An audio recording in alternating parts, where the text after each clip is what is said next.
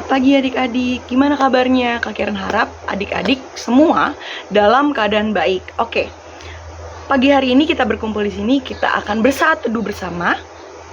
Tapi sebelum kita memulai saat teduh, Kak Karen mau ajak adik-adik semua untuk berdoa. Mari kita lipat tangan dan tutup mata, kita satu dalam doa. Selamat pagi ya Bapa, puji dan syukur kami panjatkan ya Tuhan atas kehadirat-Mu pada pagi hari ini. Tuhan, sekarang kami anak-anak-Mu telah berkumpul untuk mendengarkan firman Tuhan.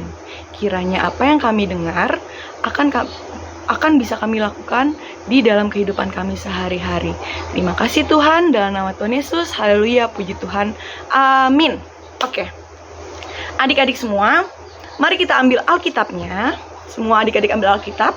Kita buka Alkitabnya dari Lukas 20 ayat 9 sampai 12. Kak Karen ulang ya. Dari Lukas 20 ayat 9 sampai 12. Kak Karen akan bantu baca untuk adik-adik ya. Perumpamaan tentang penggarapan. Bantu baca ya. Lukas 20 ayat 9 sampai 12. Perumpamaan tentang penggarap-penggarap kebun anggur. Lalu Yesus mengatakan perumpamaan ini kepada orang banyak. Seorang membuka kebun anggur, kemudian ia menyewakan kepada penggarap-penggarap, lalu berangkat ke negeri lain untuk waktu yang amat lama.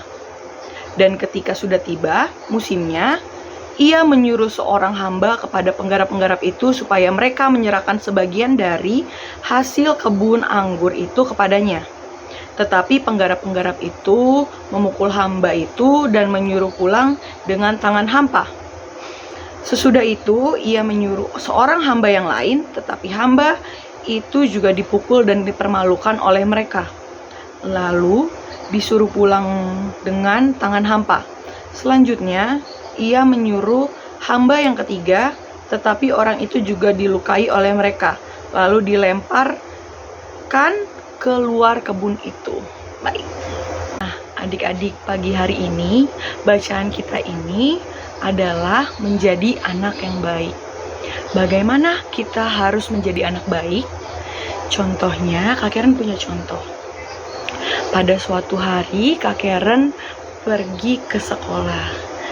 Lalu sampai sekolah, teman Kak Karen ternyata tidak membawa alat tulis. Apa yang harus Kak Karen lakukan? Adik-adik tahu? Iya, benar. Kak Karen meminjamkan alat tulis kepada teman Kak Karen.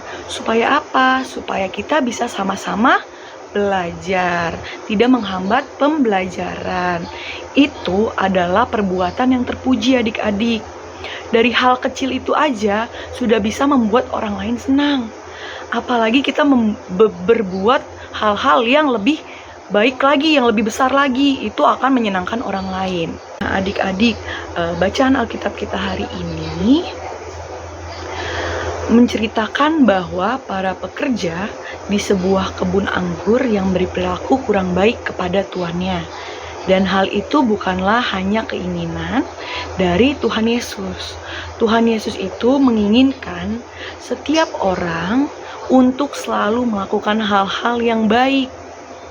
Dia telah menunjukkan hal-hal yang baik kepada kita, seperti menjawab doa-doa kita dan memberi keinginan kita. Maka kita pun juga harus menunjukkan hal-hal baik yang baik dalam kehidupan kita dalam sehari-hari. Nah, belajar dari bacaan Alkitab untuk hari ini, adik-adik bisa menjadi anak yang baik dan tidak mengikuti apa yang para pekerja lakukan. Sebagai contoh, adik-adik bisa mendengarkan orang tua, adik-adik juga bisa membantu teman yang kesusahan seperti Kak Karen ceritakan tadi. Lalu, adik-adik juga tidak membuli teman, serta berkata jujur.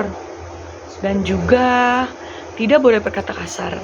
Nah, adik-adik harus ingat dan harus selalu bersyukur dan selalu berdoa, serta rajin dalam belajar dan juga pergi ke IHMPA. Sekian pembacaan Alkitab dari Kak Karen. Mari kita tutup dalam doa. Selamat pagi ya Bapa. Terima kasih Tuhan Yesus. Kami telah mendengarkan firman Tuhan. Firman yang kami dengar untuk menjadi orang baik. Kiranya yang kami lakukan nanti di dalam kehidupan kami sehari-hari, kami bisa menjadi orang yang baik dan menguntungkan bagi sesama kami serta lingkungan kami. Seperti Tuhan Yesus yang selalu berbuat baik kepada kami semua. Terima kasih ya Bapa. Kami sudah berdoa. Haleluya, puji Tuhan. Amin.